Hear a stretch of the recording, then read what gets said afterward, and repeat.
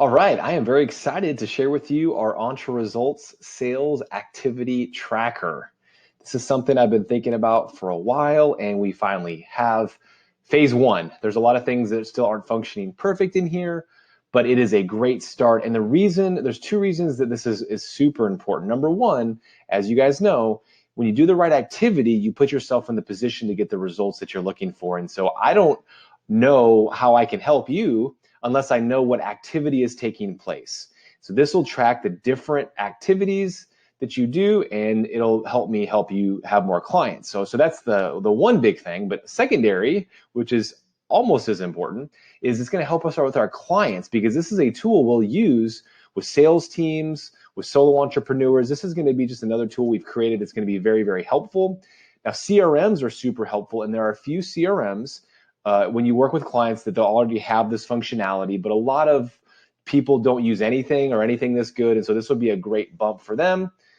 And we use Highrise, but Highrise doesn't have this functionality. And so anyway, I'm excited to use this, and I'm going to give you a brief overview of the entire thing, and then I'm going to give you some specifics on what to do and how to use it, at least in the near term. There's three different tabs on the bottom. One is activity inputs, one is dashboard, and one is the metadata. Now, the activity inputs is the only thing that you need to change. It's the only thing that you need to do anything with, because as you put information in the activity, it'll automatically adjust the dashboard. And so everything's going to be automatic. So you don't have to touch or do anything with the dashboard or the metadata. You just have to focus on the activity inputs. But I'm going to give you, so this is an example of the inputs. And you're going to eventually end up erasing a lot of these. These are just examples. And so as you put in your real data, you can erase the rest of those, and then you can put in your own information. Then the dashboard, this is the dashboard. It has a weekly performance and a monthly performance. And I've already found out that the weekly performance isn't functioning the way that I think it should function. So ignore that for a second, and you can actually downsize it or minimize it so you don't have to look at it. But this is the monthly performance where it shows, hey, week 1, week 2, week 3, week 4, week 5. This is the target, which I haven't put together all the targets yet, but I will put together the targets. And then it's essentially, this is what we wanted to achieve, and this is what we actually achieved, and this is the difference, the variance, for example. Very cool info. And then the metadata. This gives us a chance to choose the different categories, especially as you start to coach other people. There's going to be different categories that you want to measure. So you can add categories here, or you can make certain categories inactive. So you just put no, and that is no longer an active category. Very cool, huh? So for right now, I want us to go back to the input. And the only thing we need to do is I want you to track every single one of these. Actually, maybe it'll go to the dashboard. It'll be easier to see all of them. I want us to track networking events, speaking engagements, meaningful conversations. Actually, let me kind of explain what these are too, just so I can kind of have a baseline. Networking events, this would be if you go to a BNI group, a chamber of commerce, any type of networking event that you go to would be here. Speaking engagements would be you speak in front of an audience of people where their attention is solely on you for a specific amount of time. Meaningful conversations, we talk about this in other parts of the training. Meaningful conversation will be you speak to someone about our business, and they are interested, they're engaged. So maybe you spend 5 to 10 minutes and they're interested in coaching, they're interested in becoming a potential client, or they're interested to learn more information. That would be a meaningful conversation. Okay. Then the invites to the business results workshop or a strategy session. So the business results workshop is a low investment, high value workshop, $20 or $30, usually something like that. And the business strategy session is sometimes free, where we basically give someone free coaching.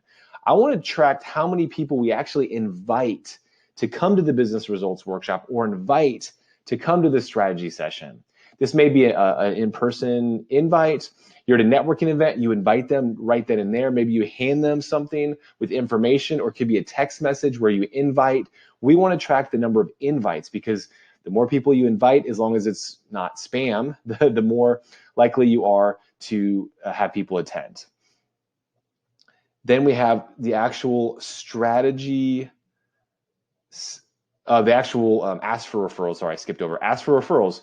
If you ask someone of one of your existing clients for a referral, we don't want to do this every time. But one thing that I am guilty of is I don't ask for referrals enough. So hey, who do you know that would be looking to grow their business like me? Could you do an email introduction or an in-person introduction? Or maybe you're at an event that your client goes to and they just, you ask for a referral and they give you the referral right then and there. Anyway, just ask for referrals is something we're going to track. Business results attendees. Okay, again, we talked about the workshop. Well, this is just the actual people that attended the workshop. So you might have 5 people for the workshop. You might have 8, or might have 1 or 0, unfortunately, in certain seasons. So then the strategy sessions would be actually how many actual strategy sessions did you have? How many free coaching sessions did you have? You track that there. Referral source meetings. This would be someone that maybe they're a bookkeeper and you want to meet with them as a referral source. Maybe you can refer them business, they can refer you business. That's a referral source meeting. If you just join a like Network in Action or BNI, if you do one-on-ones with people, that would be a referral source meeting. And these at the beginning are very important. Maybe it's someone you know that they just know a lot of small business owners. You meet with them. That's a referral source meeting. That's a great part, especially at the beginning, strong start to meet with different people that either have a small business or are very connected to people in small business. That's a referral source meeting. Proposal sent. This would be they're interested, they're the farther part of the sales process and they want a proposal. Maybe you've had a free session with them and they want to know what it'd be like to continue. You send them a proposal, that would be a proposal sent would be, and then new clients would obviously be people that have signed the agreement, gave you a credit card, and they are new clients, okay? All that information, I put it, will go right here. And so what we're gonna do is you have a drop-down list and you might say, today's the 9th. So I might say, okay, on 3/9, I just completed a referral source meeting. I go to referral source meeting, or maybe I did 2 referral source meetings today. I put 2, and then maybe I'll put the names of Susie Smith and then John.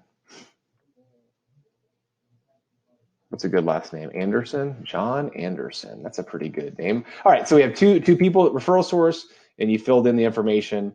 I think right now, I don't think we need to fill out any of this information required. I think if we just do a description, the goal is not to make this cumbersome. I just want to quickly say what happened and then just a brief description. And then you might say, all right, it is March. Oh, I forgot to put this in last week. Maybe it's March 6th. I went to, let's see. I had a meaningful conversation. I had 3 meaningful conversations. Let me just put that. And then you put Jared Pollock, Amy Pollock, and then Aliana Pollock. Wow, you had 3 strategy sessions with people in my own family. Amazing. Okay, that wouldn't really be a strategy session because we're already coaching except for Aliana, but she's a little young to get client, but you get the picture. So really, just for each one of these categories, this needs to be filled out every week. The expectation is to have it filled out before the meeting on Monday, and that'll give me a snapshot of what's going on. I'm sure you're gonna have more questions, and that's okay. But as for now, just focus on the activity and then start putting in all the information. If you want to delete the extra things that aren't yours, please delete them. And that's a good start. Go out, take action, start tracking, and we're gonna get better results.